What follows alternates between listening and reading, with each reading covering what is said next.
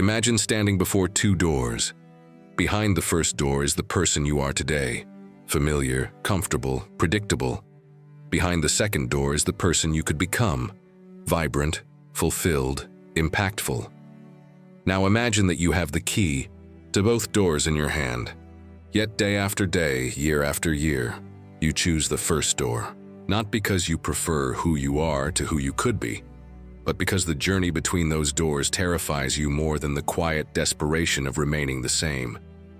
This is the prison of potential, a self-imposed confinement where the walls are built from fear, the bars forged from excuses, and the locks maintained by habits that ensure you will never discover what you're truly capable of becoming. What if the greatest tragedy isn't failing to achieve your dreams, but failing to even attempt them? What if the life you're living is merely a shadow of what could have been, if fear hadn't become your most trusted advisor?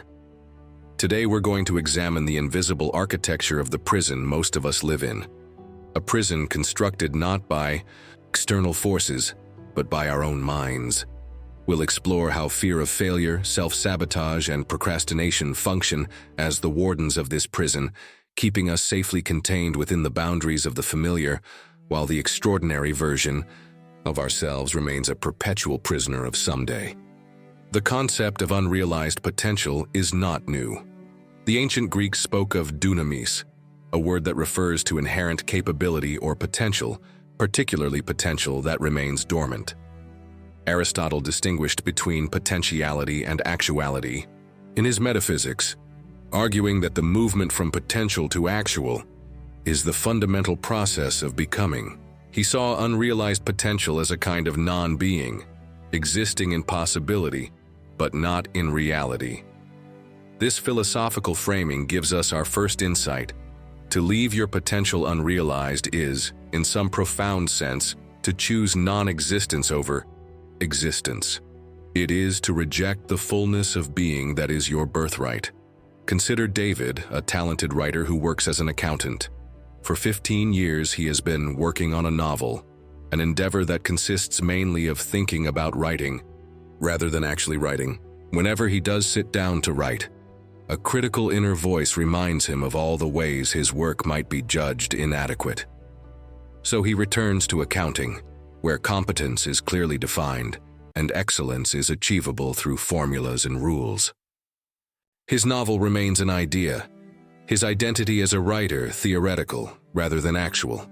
David's story is not unusual. Most of us live with similar gaps between who we are and who we could be, what we do and what we dream of doing.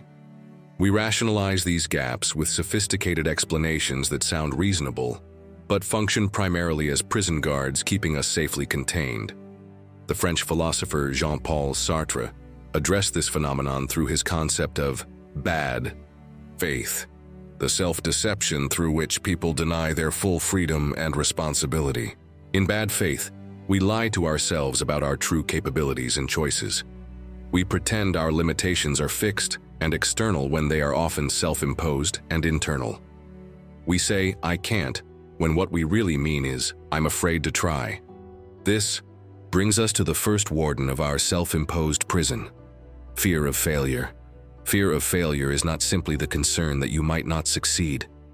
It's far more complex and insidious.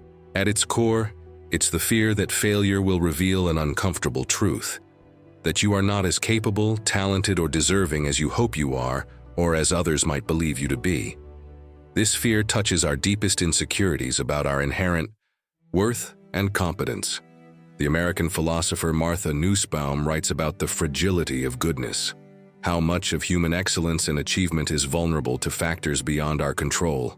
This insight helps explain why fear of failure is so potent. It's not just about the specific failure itself, but about what that failure might reveal about our fundamental nature and worth. The Danish philosopher Søren Kierkegaard described anxiety as the dizziness of freedom. When faced with possibility, with the vast canvas of what we might become, we experience vertigo. The infinite potential before us creates not excitement, but terror. It's easier to remain within the confines of the known self than to risk the disorientation of transformation.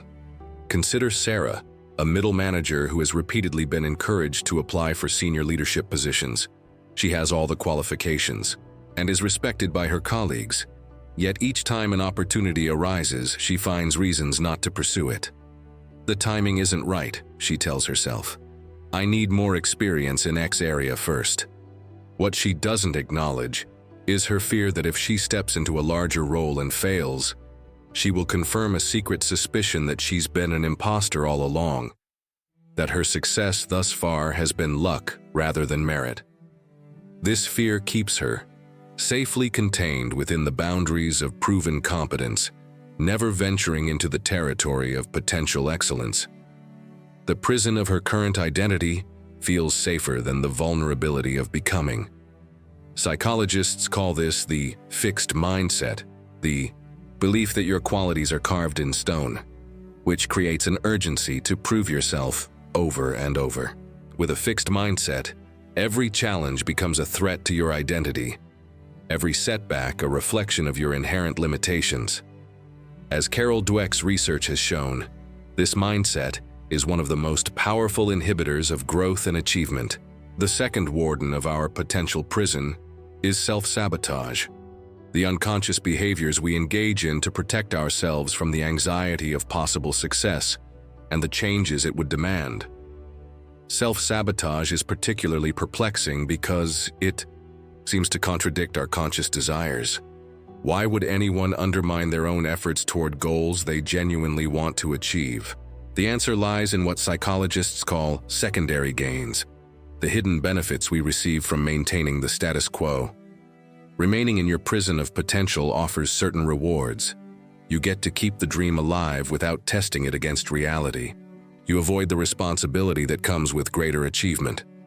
You don't have to reconstruct your identity. You sidestep the envy or changed expectations of others.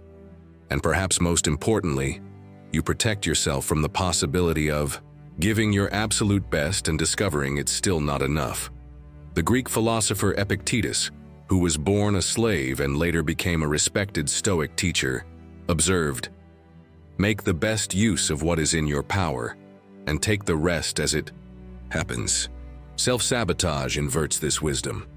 We focus obsessively on circumstances beyond our control, while neglecting the very things within our power that could transform our situation. Consider Michael, a talented musician who dreams of performing professionally. He practices diligently but always finds reasons why he can't perform. The venue isn't prestigious enough. His equipment isn't perfect. He needs just a few more months of practice. When he does schedule a performance, he often stays up late the night before, or creates conflict in his personal life that leaves him emotionally drained. After a mediocre performance, he can then attribute the outcome to these external factors, rather than confronting the possibility that his best effort might still fall short of his ideals. This pattern reveals the cruel irony of self-sabotage. In our attempt to protect ourselves from the pain of failure, we ensure failure or mediocrity, but with the cold comfort of never having truly tested our limits. The third warden keeping us confined is procrastination, not simply the delay of action, but the complex psychological mechanism through which we prioritize short-term emotional regulation over long-term fulfillment. Procrastination is often misunderstood as laziness or poor time management, but research reveals it to be an emotional regulation problem. When we contemplate tasks that trigger negative emotions, anxiety, inadequacy, boredom, frustration, we seek to regulate those emotions by avoiding the trigger.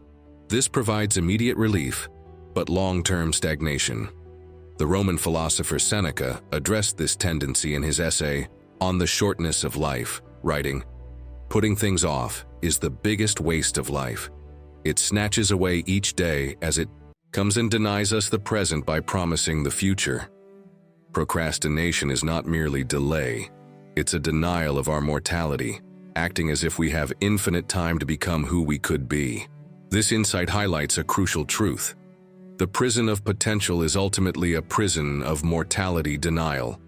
Each day spent not moving toward your fullest expression of self is a day permanently lost. As the Stoics practiced memento mori, remembering death, To sharpen their appreciation of life, we too must acknowledge the finite nature of our time to motivate our escape from self-imposed limitation. Consider Elena, who has dreamed of starting her own business for a decade. She has elaborate plans, market research, and even some initial funding opportunities. Yet she continually finds essential preparation tasks to complete before launching. She takes one more class, reads one more book, networks with one more mentor. These activities aren't useless, but they function primarily to postpone the moment of truth, the moment of actual creation and risk. A decade passes, and her business remains theoretical, her identity as an entrepreneur aspirational rather than actual. The existentialist philosopher Albert Camus wrote of the myth of Sisyphus, condemned to eternally roll a boulder up a mountain only to watch it roll back down again. Camus saw this as a metaphor for the human condition, our search for meaning in an indifferent universe, but it also serves as a perfect metaphor for the procrastinator who repeatedly prepares to live without actually living, who perpetually approaches the gateway to potential without stepping through. These three wardens, fear of failure, self-sabotage, and procrastination, don't operate independently. They form an integrated system of self-protection that keeps us safely contained within familiar boundaries, while the extraordinarily capable version of ourselves remains theoretical. But what are we really protecting ourselves from? The American philosopher William James offers insight. Compared to what we ought to be, we are only half awake. The prospect of full awakening, of living with complete presence and purpose, is not just exciting but terrifying. It demands a level of responsibility and awareness many of us unconsciously avoid. The existentialist tradition frames this avoidance as existential bad faith, the denial of our fundamental freedom and the responsibility it entails. Jean-Paul Sartre argued that we are condemned to freedom. There is no fixed human nature or predetermined path that relieves us of the responsibility to create ourselves through our choices. This radical freedom creates anxiety, leading many to flee into predetermined roles and limited identities rather than embracing the vertigo of possibility. This perspective helps explain why the prison of potential feels simultaneously frustrating and comfortable. To step fully into potential means facing the vertigo of freedom, accepting that you are the author of your life, that your choices matter, that you are responsible for becoming. Many people find it easier to complain about their limitations than to confront the terrifying freedom of their capacity for self-creation. The ancient Greeks had a concept called akrasia, acting against one's better judgment. It's the puzzling human tendency to do one thing while knowing another would be better. Socrates found this notion so problematic he initially argued it was impossible, that no one would knowingly choose the lesser good. Yet we do it constantly, choosing the lesser version of ourselves day after day, making decisions that keep us safely contained within the prison of the familiar. So how do we break free from this self-imposed confinement? How do we begin the journey from potential to actualization? The first step is radical honesty. You must acknowledge the ways you've been complicit in your own confinement. This isn't about self-blame, but about recognizing your agency. As long as you attribute your limitations primarily to external factors, you remain powerless to change them. The moment you acknowledge your role in maintaining these limitations, you reclaim the power to dismantle them. This process can be painful. It requires facing what psychologists call cognitive dissonance, the mental discomfort that occurs when we confront contradictions between our self-image and our actions. We like to think of ourselves as brave, capable people who pursue meaningful goals. Yet our behavior often reveals patterns of avoidance and self-limitation. Reconciling this contradiction requires either changing our behavior or adjusting our self-perception. Many choose the latter, creating elaborate justifications for why their limitations are reasonable or inevitable. True liberation begins with choosing the former, changing behavior rather than perception, even when doing so requires acknowledging uncomfortable truths about your past choices. The second step is reframing failure. the prison of potential, is maintained largely by a distorted relationship with failure, seeing it as definitive evidence of inherent limitation rather than as information, education, and redirection. The Japanese concept of kaizen, continuous improvement through small steps, offers an alternative perspective. In this approach, failure is not the opposite of success, but an integral part of it, a necessary step on the path to mastery. Thomas Edison's famous response when asked about his failed attempts to create a working light bulb illustrates this mindset. "I have not failed. I've just found 10,000 ways that won't work."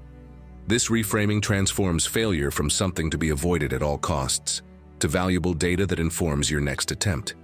It shifts focus from the binary of success, failure, to the ongoing process of growth and refinement. With this perspective, taking action becomes less threatening because the stakes of any single attempt are lower.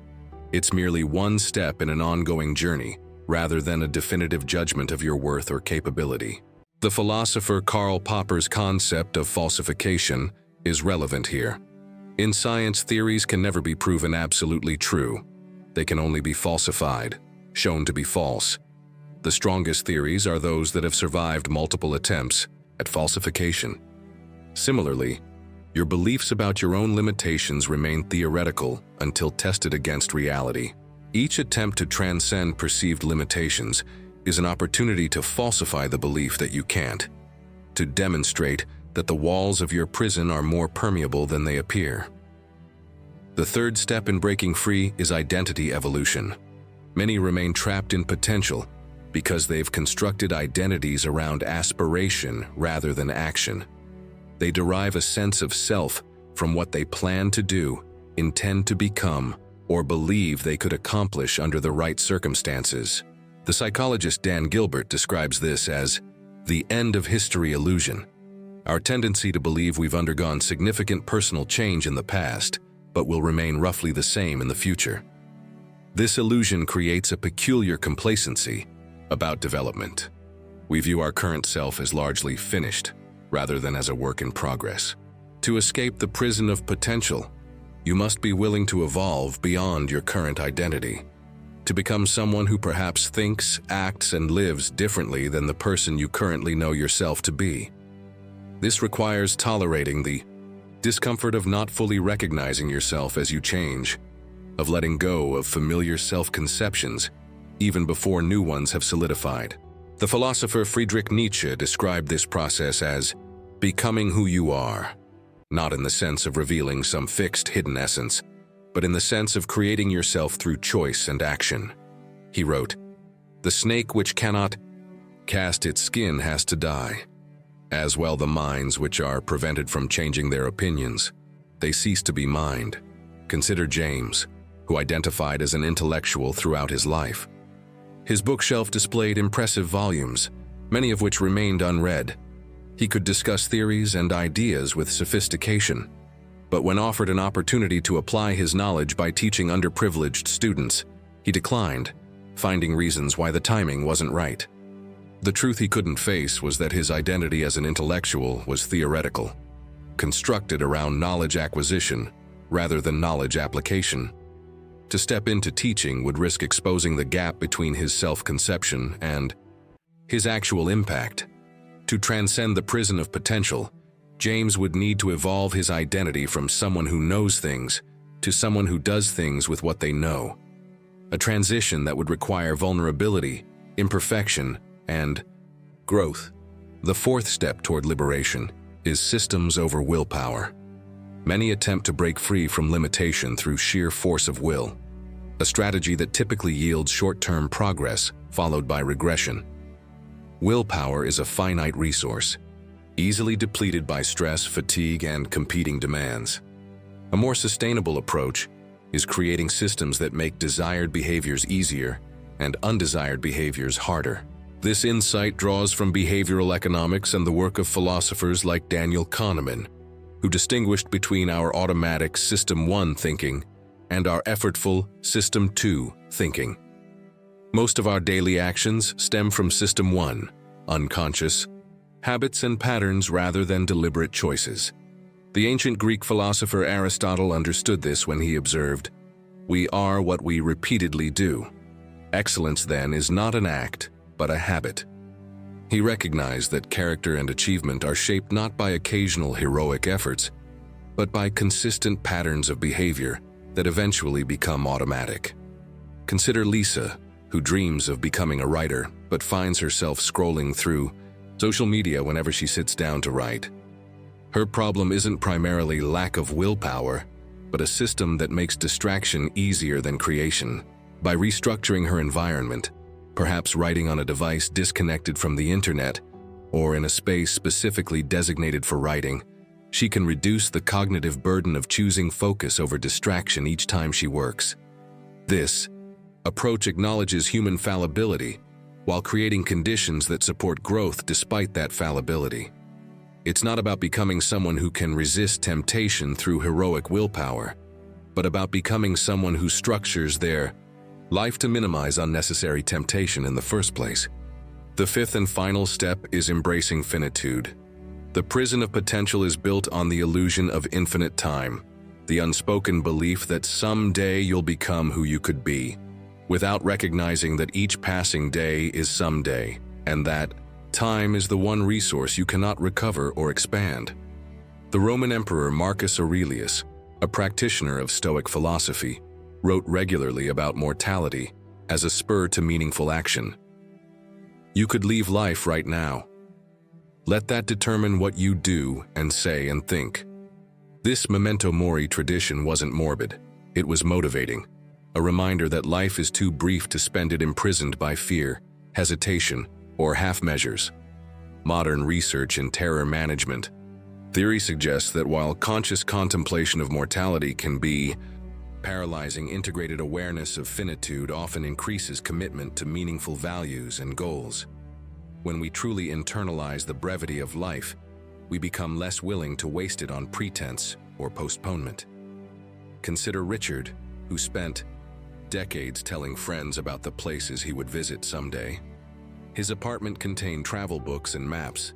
His conversations were filled with knowledge about distant cultures, but his passport remained unstamped. When diagnosed with a serious illness at 62, he finally booked tickets and traveled to 3 countries he'd long dreamed of visiting.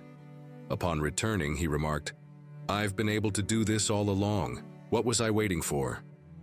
Richard's story illustrates both the tragedy of the prison of potential and the possibility of escape. His illness forced an awareness of finitude that healthy living had allowed him to avoid.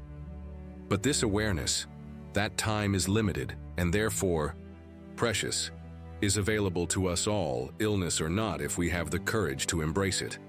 The philosopher Martin Heidegger described authentic living as being towards death, not in the sense of morbid preoccupation, but in the sense of living with clear awareness of your finite nature and making choices accordingly. This awareness doesn't diminish life, it intensifies it, stripping away the trivial and highlighting what truly matters. So where does this leave us? How do we synthesize these insights into a practical path forward? The prison of potential exists at the intersection of fear, habit, identity, and mortality denial.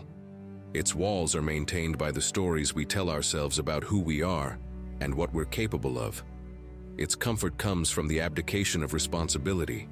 Its cost is the life we might have lived. Liberation begins with the recognition that potential means nothing without actualization, that who you could be matters only to the extent that it shapes who you are becoming. As the philosopher Simone de Beauvoir put it, one is not born, but rather becomes oneself. The self is not discovered but created through choice and action. This perspective transforms the question from "who could I be?" to "who am I becoming today?" It shifts focus from abstract potential to concrete becoming, from someday to now, from theoretical capability to actual choice. Consider what might change if you lived as if the gap between who you are and who you could be was the most important project of your life. What if you approach this gap not with shame about where you are, but with excitement about where you're going? What if you recognize that the discomfort of growth is far less painful than the quiet desperation of knowing you've settled for less than you're capable of becoming. The writer Annie Dillard observed, "How we spend our days is, of course, how we spend our lives. There is no life separate from the accumulation of days, no becoming separate from the succession of choices, no potential that exists independent of action. Your prison of potential was constructed gradually, choice by choice, fear by fear, postponement by postponement. Its dismantling happens the same way, through consistent choices that align with the person you're capable of becoming rather than the person you've habitually been. This doesn't require grand gestures or dramatic transformations. It requires something both simpler and more demanding. Showing up differently today than you did yesterday. Making one choice that the person you're capable of becoming would make. Taking one step that expands rather than maintains your current boundaries. The Zen tradition speaks of beginner's mind, approaching life with curiosity and openness rather than fixed assumptions. This quality is essential for escaping the prison of potential because it allows you to question the beliefs that have defined your limitations and to experiment with new ways of being without attachment to outcome. Consider what becomes possible when you approach your own development with genuine curiosity, rather than predetermined conclusions about what you can and cannot do, who you are and are not. What if instead of declaring, "I'm not creative," or "I'm bad at public speaking," or "I don't have leadership qualities," you approached these domains with questions? How might I express creativity in my own way? What would help me feel more comfortable sharing ideas publicly? What aspects of leadership might align with my natural strengths? This shift from declaration to inquiry opens possibilities that categorical self-definition closes off. He acknowledges that the self is not fixed but fluid, not discovered but developed through exploration and choice. Viktor Frankl, psychiatrist and Holocaust survivor, wrote, "Between stimulus and response there is a space. In that space is our power to choose our response.